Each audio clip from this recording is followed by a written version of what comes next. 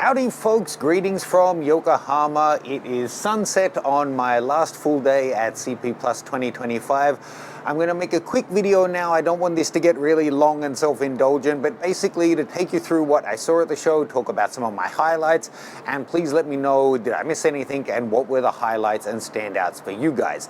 Now, I took a whole bunch of footage as I was going around, but there was so many cool things, so many cool products I saw, interesting booths, nice people that I met. I can't make a dedicated video on each of them, so here we can just kind of do a recap, but I'll do it nice and summary. So, doing it basically in order. You probably saw I did a video on the new Zeiss Otis ML lenses, the Sigma BF, they also had the 300 to 600, the Sony 400 to 800. Those would probably be the standout products from my point of view for the show, and that's why I did dedicated videos on them. It was also lovely to bump into Vivian and Jason, who you might know their YouTube channel, and also to meet this guy, who was, I don't know, like the eccentric Iron Man of the photography universe. Kind of interesting. And also thank you to those of you who I met at the show. I met some Europeans and some locals and some, I'm not sure where they were from, people who stopped to say hi. It's always really nice to meet you guys. I'm currently here just for the show, essentially, for some meetings and whatnot, not for shooting. But from here, I'm heading to Europe for most of March, actually, for a whole bunch of shooting. So I'm going to be filming more content like that whilst I'm over in Europe. But if you haven't already, please do check out 1 week in Sydney. It's a really great course. Now, let's be a little bit summary to run through the different things I saw. You probably saw that I did a video with Tamron. Their 90mm, their 11 to 20, and the new app all look really cool. The app actually has some really smart applications that I hadn't really thought of. You can see the dedicated video where I go into that in more detail. I got to see Case's new really strong filters that were basically hammer-proof. That was quite something. And a few other interesting things that are in the pipeline that I'll be able to share with you later. Nikon had the new Z mount red camera on display, as well as the Cine lens that I did a dedicated video on previously. I'm going through these in the order that I saw and did things throughout the show, actually, because it just makes it easier for me to edit, rather than alphabetically or in, my favorites necessarily. Then I stopped by Monster Adapter, and if you didn't see, I did a short video on this. Essentially, they make different mount-to-mount adapters, and they're bringing out a Nikon adapter with the autofocus motor so that you can use your AFD lenses on your new mirrorless cameras. Something as users we've been asking, and I saw petitions even to get Nikon to make it themselves. Of course, it goes to a third-party company to actually take the initiative and make this product. So I've tested it out. It does work. I was a prototype, obviously, so fingers crossed we'll see a working one really soon. I stopped by the Sony booth for a full tour, as well as seeing the 400 to 800 briefly. I have to say, the new 16mm lens is gobsmackingly small and light, like almost scarily light. It feels like, is it missing the glass elements or something? And size-wise, it really felt to me like this must be an APS-C lens. How can this be full frame, a reasonably fast aperture? It's, for content creators, which is who Sony are going after with so many of their products, it seems like it's going to be a hit. It's so small and light. You can still put a front filter on it. It doesn't have a big bulbous front element. I have to take my funky little flat cap off to Sony. They're really delivering on their promise of trying to make things smaller and lighter when a lot of the market simply isn't.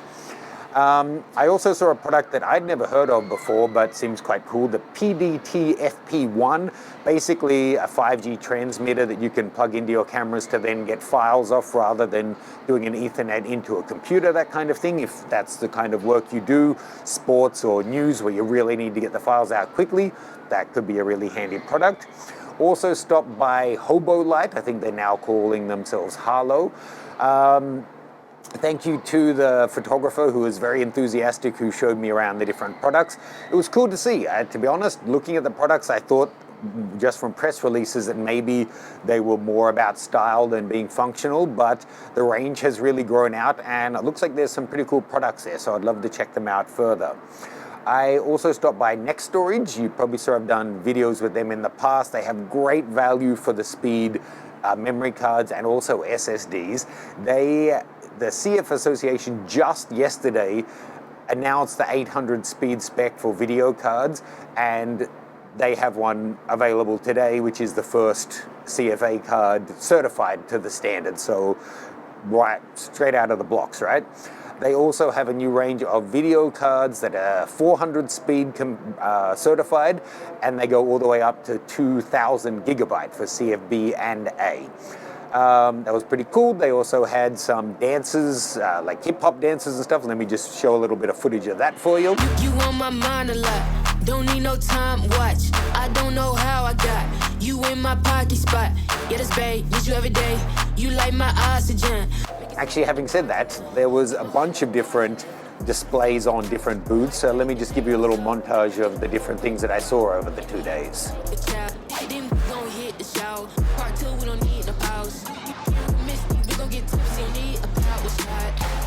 Copy my steel.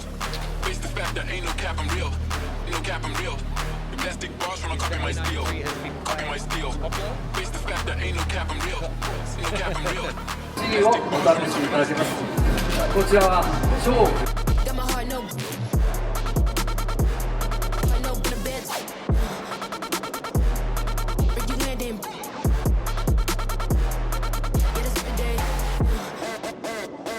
Next up, I stopped by Viltrox and saw their Cine anamorphic lenses. Apparently they're not that new, but they were new to me.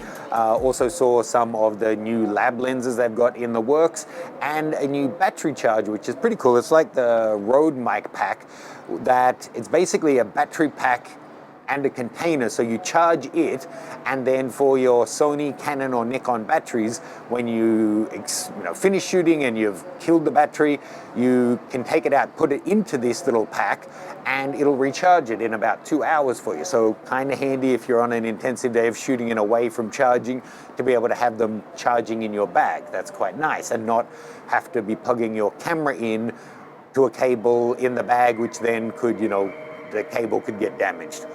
I also saw a new for me, brand of tripods. I don't know how to pronounce it. Marseille. The first one I saw was so petite, the legs were so skinny with no visible twist lock. It must be inside. So you twist them to lock and unlock, but there's just nothing to see, which is a little unnerving, but if it saves size and weight and packing space, then that could be great. Interesting thing, and this is not unusual for new brands, but amongst their range of different tripods, I saw 3 drastically different locking mechanisms in use, and it didn't seem to necessarily be for lightweight, medium, and heavy duty. It just seems maybe they're still figuring out what they're going to go with. I'm not sure then. I also checked out some optics from Light Lens, and kind of ironic, I mean, obviously light is a play on words, they mean it's an homonym, but ironically incredibly heavy, 50mm 1.2. Just the front and rear caps on it were the heaviest front and rear caps I've ever felt on any camera. I don't know if they're made from brass or what, but crikey. Oh, I just went full Australian, didn't I? But they do look really pretty, so I'd love to get some of them in to test out.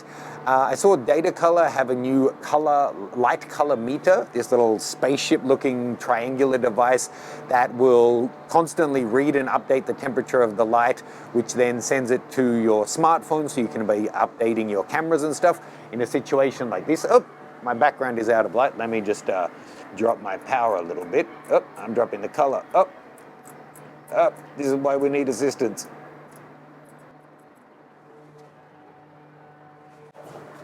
Okay, hopefully I balance a bit better.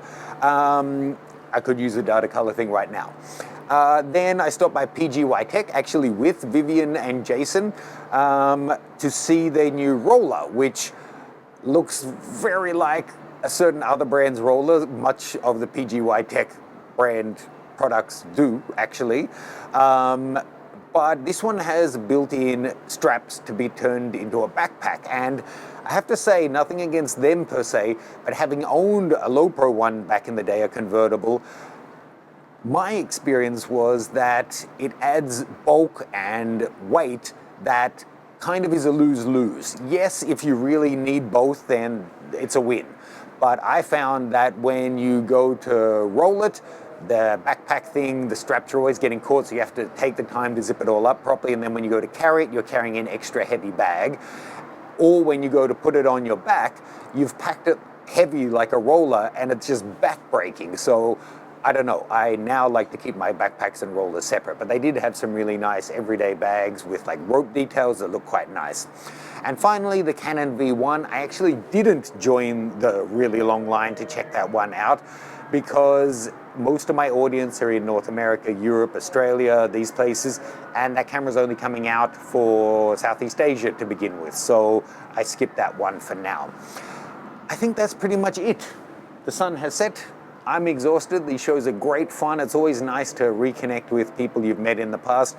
I met up with a guy today by chance that I met in Singapore like 15 years ago, and another that I met in Germany like 12 or 13 years ago, who are still in the industry, so we could just, you know, quickly catch up. It's quite nice. And of course, to meet you guys and to kind of see what's been released.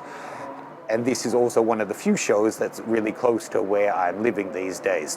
So let me know any questions you have. Stay tuned. If you're not following me on Instagram and all of those places, please check out the link tree because I'm going to have lots of cool stuff coming during my time in Europe.